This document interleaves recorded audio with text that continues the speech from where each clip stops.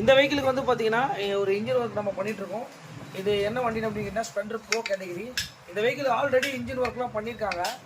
ஆனால் வந்து பார்த்தீங்கன்னா ஒரு சின்ன ப்ராப்ளத்தால் ரெண்டாவது வண்டி இன்ஜின் பண்ணுற மாதிரி ஆகிடுச்சு.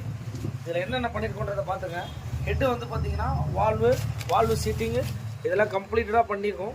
எப்படி இருக்குதுன்றதை பார்த்துக்கோங்க. அதே மாதிரி நியூ சிலிண்டர் கிட்டு இந்த வண்டியில் திரும்பி போனது இதுதான். நியூ சிலிண்டர் கிட்டு பிஸ்டன்லாம் எப்படி வருன்றதை பார்த்துங்க. அதுக்கப்புறம் இன்ஜினில் வர கம்பல்சரிங்க இன்ஜின் பேரிங்லாம் நம்ம மாற்றி தாங்க ஆகணும். இன்ஜினில் வர எல்லா பேரிங் இந்த மாதிரி கிட்டாக வந்துடும் உங்களுக்கு. டைமிங் செயின் கிட்டு, அதே மாதிரி பேக்கிங் கிட்டு, கிளச்சில் வந்து பார்த்தீங்கன்னா ஒரு ஃபுல் செட்டுங்க இங்கே பாருங்க. அதே மாதிரி இது வந்து பார்த்தீங்கன்னா டபுள் பின்னுங்க. இந்த டபுள் பின் கூட வந்து பார்த்தீங்கன்னா ஹீரோவில் ஒரிஜினல் இருக்குது, அதுதான் போடுறோம். மெயினான விஷயமே இந்த கேம் ஷாஃப்ட் ராக்லாம் தான். இது பார்த்தீங்கன்னா ஒரு விஷயம் இருக்குது. இது வந்து பார்த்தீங்கன்னா எது ஒரிஜினல் அப்படின்றத எப்படி கண்டுபிடிக்கலான்றதை பார்த்துக்கோங்க. ஏன்னா இப்போ நான் வாங்கிட்டு வந்தது வந்து பார்த்தீங்கன்னா இதான் ஹீரோவோட ஓய். இதுக்கு இருக்க வித்தியாசம் பாருங்கள்.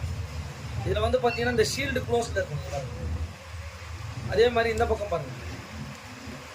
இது வந்து பார்த்தீங்கன்னா ஒரு நார்மல் கம்பெனி தான். இதுதான் ஒரிஜினல். இங்கே பாருங்கள். இதனால் வந்து பார்த்தீங்கன்னா ஆயில் சர்க்குலேஷன் கம்மியாகிறதுக்கு வாய்ப்புகள் இருக்குங்க. அதனால் இந்த கேம் ஷாஃப்ட்லாம் ஒரிஜினலில் எப்படி இருக்கு இங்கே பாருங்கள். பார்த்தீங்கன்னா தெரியும் அந்த டிஃப்ரென்ஸ்.